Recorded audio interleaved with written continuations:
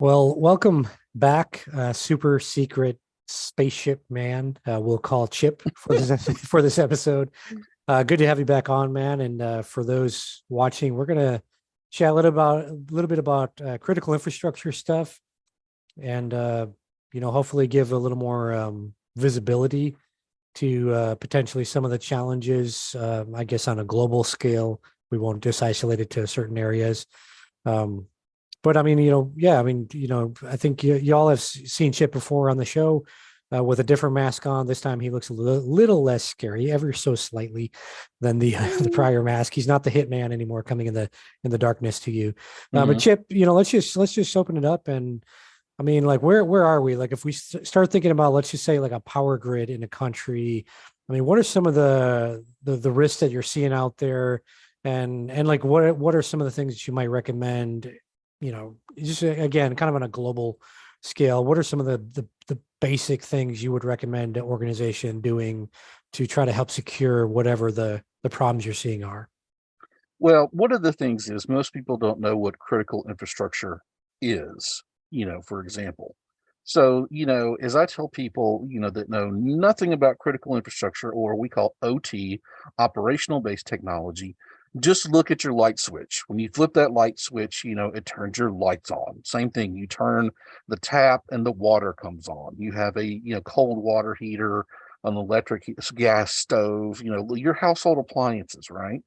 So all of that is connected to basically industrial control systems. That's how, your power gets to your house. That's how your gas and water comes in, from the main line that's on the street, but that also goes to a pumping station. That pumping station goes to a water filtration, and sewage filtration, facility and water treatment facility that you don't ever see. Most people drive by, electrical towers and stuff like that, and they don't really give it a second look, but that's basic infrastructure that is built around what we use every single day to heat and cool our homes, our water, as well as give us electricity, cable television, and so forth. That's all infrastructure. So in layman's terms, as I tell people, one of my jobs is that I work with companies, and I also work for the United States federal government, and with private contract companies to take a look at critical infrastructure and the safety and the security that goes with them. So the reason why I do wear a mask is because I work with a lot of companies that want to basically keep my identity secret, and as well as protecting me, myself, and my family, because I've had security breaches to where my identity's been attempted to be linked on the internet and has also been associated with international crime that I've worked against. So I've worked against everything from uh, money laundering cases, child pornography cases on down, but a lot of the stuff that I do from the pen testing, red teaming, and infrastructure testing is a lot of the stuff that I actually do. So I work very hard to protect my identity, as you can see here. This year I went with an airsoft mask. So I actually bought this really cool airsoft mask this year to where I could wear my headset and still be able to shield and protect my identity online from the internet when I do interviews and stuff, with people like you. So the main question being is how is our infrastructure here in the United States? Well, if you look at passing on a scale of 0 to 100, and the bare minimum is a 70, okay, we come in at a whopping 33. That's kind of where we're at on the scale. So we basically have not spent the past 30 years really upgrading and protecting our infrastructure. We've put it on the internet for some reason, don't know why, mostly for security and monitoring reasons.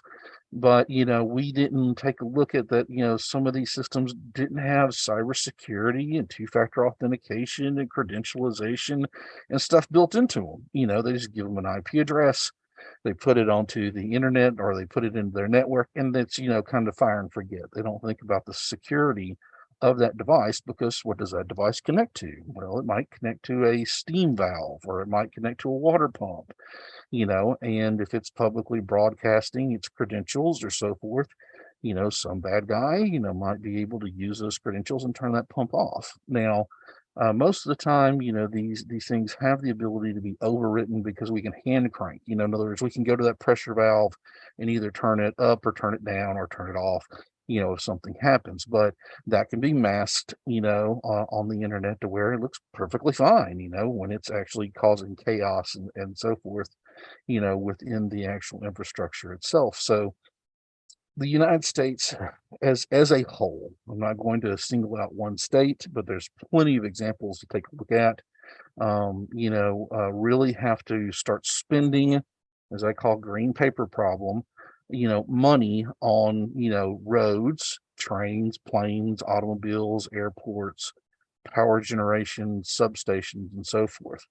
And a lot of this stuff is under attack from other countries, mostly from Asia Minor, and some of the Russian syndicate to basically, run interference into those systems because these systems are old. I mean, about 30 years old on the average. And they have not been upgraded and updated, and we have passed legislation here in the United States to eventually start fixing those things. Now, that takes a while. It takes a while to build a power plant. It takes a while to gracefully shut down a water treatment facility and do lots of updates and patching to it. So it's one of those things, to be honest, sir, that it takes a long period of time, about 5 to 7 years, to really start doing major infrastructure projects to be able to fix some of those things. Is there anything that can be done, in your opinion, in a shorter period of time at the vendor level? So, for example, making the assumption here that a number of the vulnerabilities are going to be with the PLCs and various software that's being used, and so on that side, do you? I guess a twofold question. One is, in the current state, is that a viable option to kind of put more pressure on those organizations? And then conversely, is it a viable option to apply the same pressure to kind of see future change? So maybe it's not applicable right now, but the more we pressure these organizations actually developing the code to change things, do you feel that that's going to have a bigger impact? Well, to answer the first question, yes, a lot of it's vendor driven. There are certain, normally with a company, a power company, or somebody that's doing generation of water treatment or so forth, they have SLAs, and NDAs that are set up with the vendors to start, quote unquote, improving their infrastructure. They have to give them a certain level of security as a baseline. They have to by federal standards. That's done by, their federal audit, their state audits, and so forth. That says, here's where you're really good at things and this is where you really suck at, and you've got to kind of fill that gap in between. And normally that's, takes a lot of time, effort, energy, money to be able to do some of those things. Now they can do some very simple things with their vendors, and put pressure on them to say, hey, we need to start upgrading our sensors and we need to start upgrading our stuff and our infrastructure, and we need to create a 3 to 5 year plan. And then we need to start drawing up a budget for that. And then what's that going to look like in the future? Right. So that answers the second part of that question is that, a lot of this is private industry. And sometimes there's a gray area between what the federal government can do and enforce, but not be able to encroach on business practices and, the business itself of how that's distributed, because a lot of this is power distribution to the user. In other words, they're buying it from the government or they're using government resources to be able to do that, but they're also using that to be able to make that as revenue to come into their company, their power company or so forth. So it is kind of hard because there's a lot of negotiation between, you don't want the government going into private sector, but you don't want the private sector to dictate to the government. And, that's really where that gray area is kind of right now, is that our infrastructure is so bad, it's so out of date, and it needs so many people to go out there and start turning screwdrivers to fix these things. And we need so much new blood of people coming into OT cybersecurity and into infrastructure security. It is a huge demand that we need people like that coming into this sector of work, because you've got the IT world, which is your servers, your databases, and so forth, and you've got OT people that are over here that are dealing with power generation, SCADA-based systems, and so forth. The IT crowd, has got tons of people that want to apply and do that work. I mean, there's thousands and thousands of people to do it. Over in my camp on this side of the fence, we're in the hundreds, and we have a lot of these people that are retiring out. They're, what I call the gray old wizards. They're leaving, retiring, and taking, their leave of absence from doing this work. And there's not a lot of people that are filling those gaps, that are in OT, cybersecurity, engineering, and so forth. And there's a huge need and draw for that new blood to come in to help us build new infrastructure projects. A lot of that is also state driven, and it's federally funded.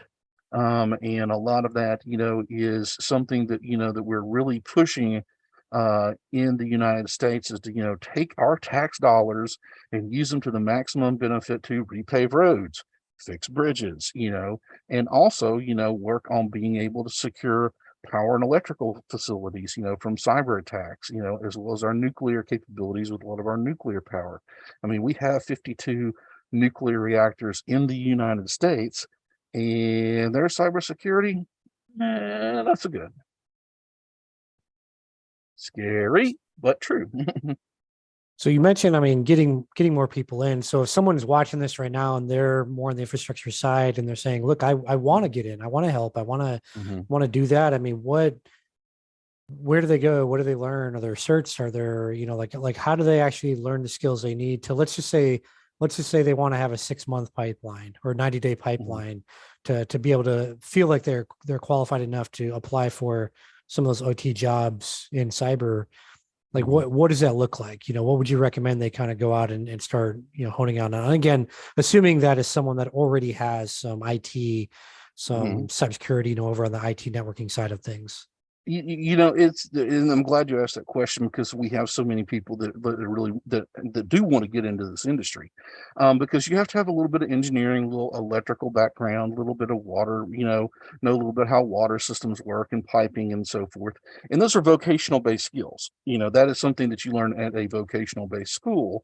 But the thing though too is no one's going to teach you how to do PLCs and breadboarding like I did when I grew up through vocational education. That is just something I had to learn as a skill. Like nobody taught me how to solder wires together. I had to learn that on my own. So that's one of the things that's actually relatively hard, because you have to find a university or a facility that can train you in OT systems, and that can train you in PLCs and SCADA-based systems and a little bit of CAD, and learning a little bit of the engineering that's behind it. And the other thing though too, it's really fun. I mean, it's a little bit different than IT, because you're not, when you're dealing with servers and networks and IP ranges and schemas and stuff like that, it's kind of the same thing on this side of the fence, but the difference is you're dealing with, how does this computer system interact with water treatment facilities? How does this interact with a power generation facility, that's dealing with either wind power or solar? So, there's a lot of companies like GE, Siemens, Schneider Electrical, Roush, Bosch, that have apprentice-based programs, to where you can apply as an entry-level position to start learning that, and then kind of work your way into those kind of systems. How I learned this is, I learned this a lot from working in warehouses, when I was a maintenance technician. And then eventually I got into, how I'm dealing with BAS, building automation systems. And it was just one of those things where I just kind of stepped into a lot of those different roles, because I had the computer and the IT and the security background already, and I knew all those things. But then I started applying those to, learning about what SOC operations does when they actually do get, a pressure valve leak and whatnot. Does the vendor take care of that, or do we take care of that from a maintenance standpoint of view? So there was a lot of things that I had to learn and unlearn about this industry, because it is very static. It's very Doric. But the thing though too is, because none of this stuff has really changed over 30 years, it's starting to change now, which is a very exciting time for a lot of people that really want to get into this, because first off, there's not a lot of people in it. and the pay is really good. I mean, they pay you very well in these apprentice-based programs, and you're starting to learn about some of these different systems, and you start learning about the software and the vendors that are behind it, and then the kind of things that are done within that industry. So as I tell people, you need to have your security certifications, need to have your basics, and then so forth. But it's really good to have a little bit of vocational hands-on skills to know some of this stuff, and then start learning the softwares, the tools, and the packages that actually drive that part of the business. So, you talked a little bit about the infrastructure here in the U.S., and I mean, in a lot of places it's similar. There's a lot of Mhm. antiquated stuff out there, and now we're just starting to see kind of more of a push financially to fix things. But like if I'm just a regular Joe Schmo on the street, are Mhm. there things that I can do to kind of prepare? Like, for example, let's say the power grid does go out in the country that I'm in, and maybe it's sustained, and maybe not for years, but maybe it's sustained for like 30 days. What would you recommend that I kind of do to prepare for that type of situation? Should I be like, getting a bunker? Should I be getting, survival food? Should I get a bunch of generators, and a bunch of gasoline and store it all up? Like what are some of the things that like your average person out there could do to at least just prepare somewhat if, everything just goes to, what? Yeah, I mean, as I tell people, don't go to that total prepper craziness. It never hurts to have a generator. It never hurts to have extra fuel and stuff for that generator. Same thing, like, I live in an area that's prone to tornadoes. Having a storm shelter, good idea, because tornadoes come through our area, regularly. So too, it's like, if lights go out, you got to have candles, you got to have flashlights, so it is preparation. Same thing is, if you have a long-term outage of electrical, you need or electricity or any kind of power, you need to make sure that you have a lot of ice, to keep your food as cold as possible for as long as possible, for it spoils. Same thing is, have extra water, blankets, so forth, depending on the area that you live in of the country. So, that's just your normal preparation that you should have, for your residence, right? Now, the problem is let's say the entire East Coast loses power, or West Coast loses power. Then you got a major problem here, because then after about 4 days, people get feral, and it turns into basically Mad Max, because you've got no power, no sewage, you've got no clean water, and then everybody's going to be fighting for their own. And especially in the big cities, the rural areas will be a little bit different. But it is, as I tell people, it literally turns into Mad Max Beyond Thunderdome, because we live in the biggest glass house. We are so inept, not only, let's say, with our devices, right? But when these devices lose electricity and we can't use them, we lose lines of communication, which is a very big thing to have. So if there's no communication, there's no power, there's no internet, there's no services that can be provided, things get very, very, very feral very quick.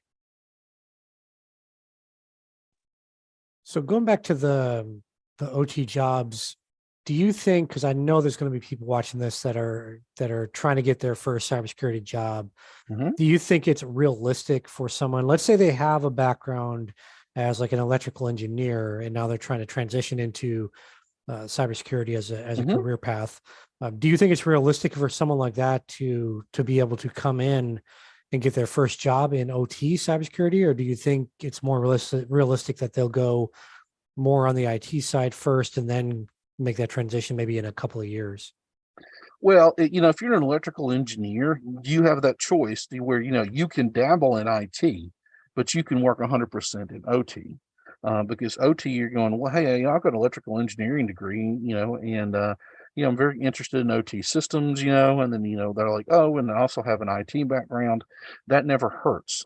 That's always a very good thing to know, because it's like, Well, most of these systems are dependent, either on VMware or servers and so forth, and you need to know how to allocate, resources to those things, to either your EMC or your virtual environment that you can do some of this stuff in, as well as, like, hey, I'm an electrical engineer, and I can work with your, IT systems and your OT systems to make sure that things, are going to be able to do for your generation of power. And, I would like to work with, let's say, ATP for some of the actual server room data centers, energy as well as building.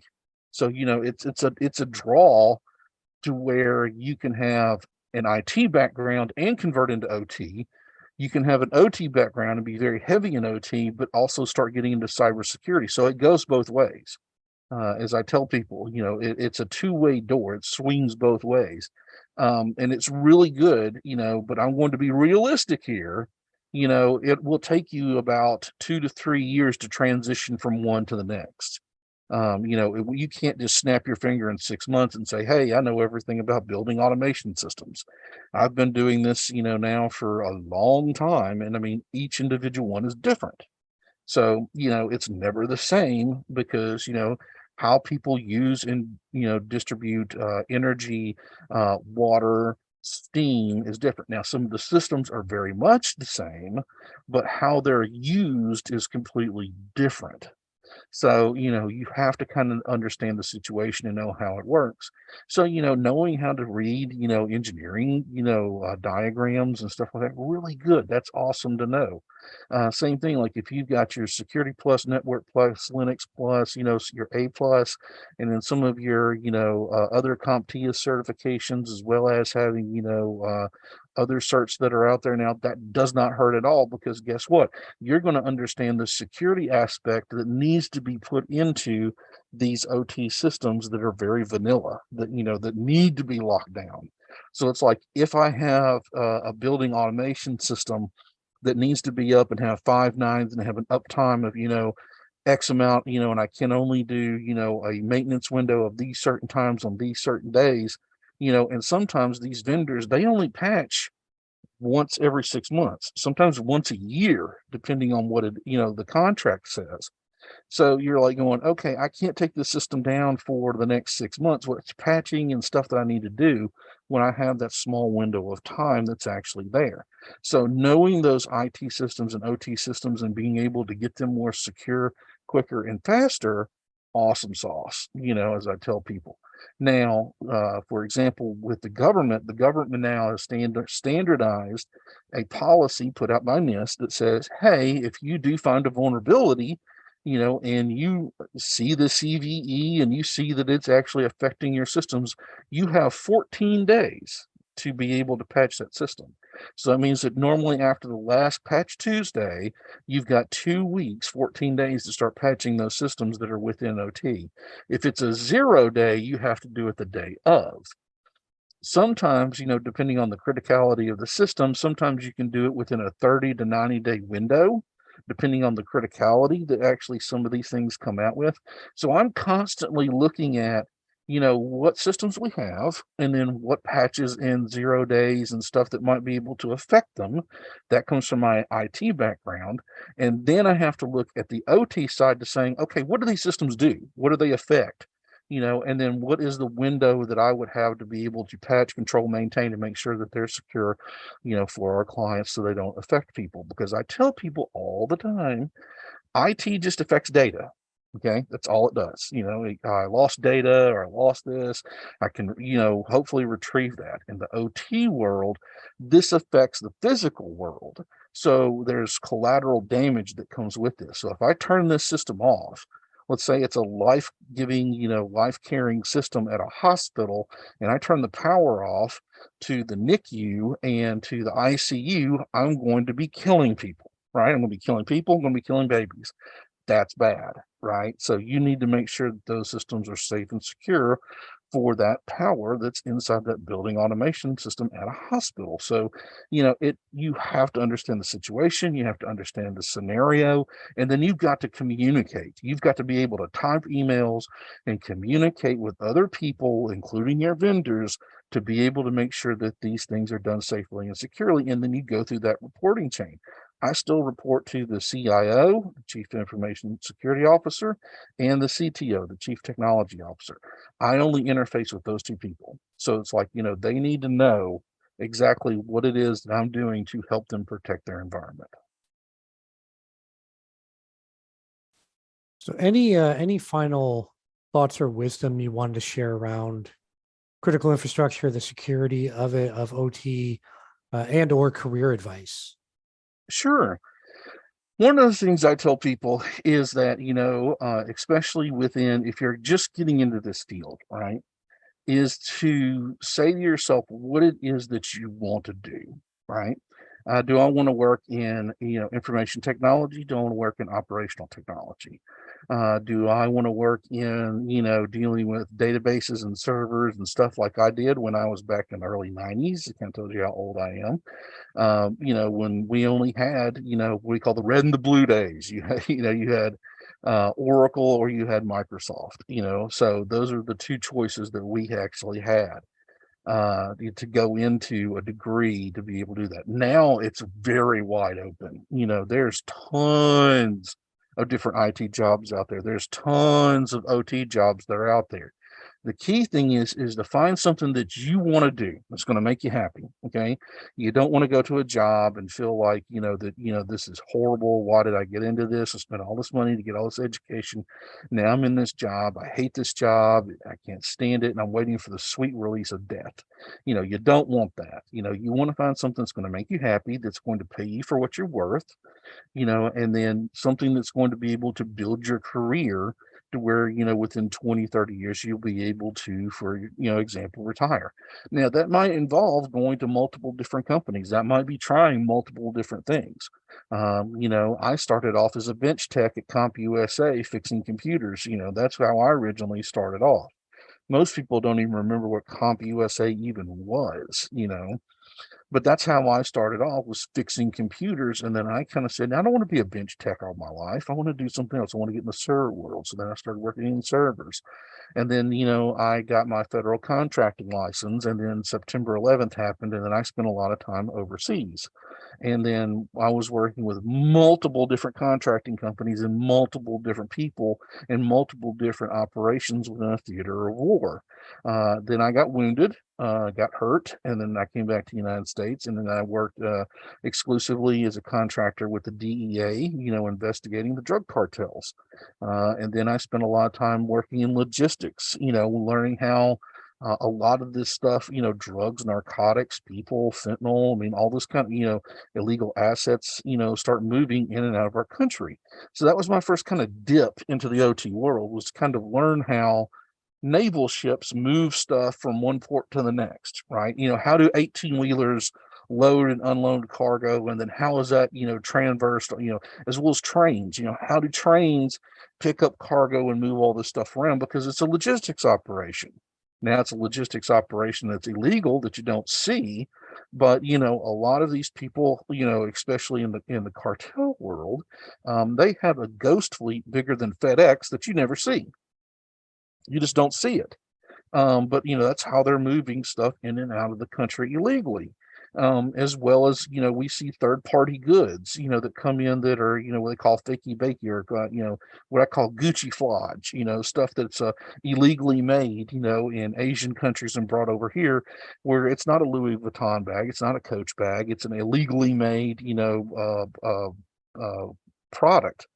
Same thing, intellectual properties. A lot of the stuff that we actually saw was like, fake furniture, stuff that said that, this is actually an Ashley Furniture, made couch. Well, it's actually not actually, it's a third party made couch by somebody that didn't, just slap their name on it, but that's not the real thing. So, I spent a lot of times learning about that, and also working with the post office, because, how does this stuff come through our mail services? So once I started kind of learning a lot of that, and I spent about almost 3 years learning a lot of how this stuff is actually, brought into the country, the modes of transportation, the modes of distribution, then I kind of built that into a repertoire to where I started learning about, automation systems. And then I started learning about PLCs. Then I started learning about SCADA-based systems. And once I kind of opened my mind to those logical based systems, it went nuts. I mean, it was like there was such a need by, companies that were approaching me going, hey, we need somebody in cybersecurity, based on your resume and the stuff that you've done and the time and the effort that you put in, we're offering you six figures to come do this position, for a contract, let's say for 6 months or a year or maybe 5 years, or maybe it's a permanent position. It's just kind of depending on what it is that you want to do within the market. And you can stay very fluid. And there's a lot of, really good companies that are out there, including overseas. You've got companies like Waterfall, that's an Israeli-based company that does really a lot of good work. There's a company here in the United States called Dracos.